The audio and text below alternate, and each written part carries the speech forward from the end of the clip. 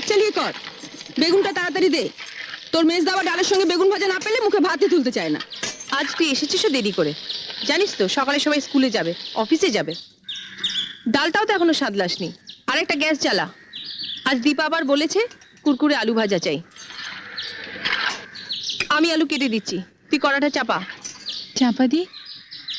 ওর জন্য একটা মাছ ভাজা তুলে রেখেছ তো? না বাপু, ভুলে গেছি। বড় বৌদিও আজ আমাকে মনে করিয়ে দেয়নি। সব আমি ঝুলে দিয়ে দিয়েছি। অত তাড়া দিলে কি সব মনে থাকে? আর কটা দিন অপেক্ষা করো, পুজো আসছে। মা দুর্গার কাছ থেকে 8টা হাত আমি ধার চেয়ে নেব।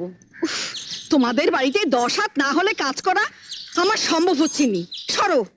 হাজলামো করিস না চাপা, তাহলে তো রাবণের কাছ থেকে তোকে 9টা মাথাও ধার নিতে হয়। 10টা মাথা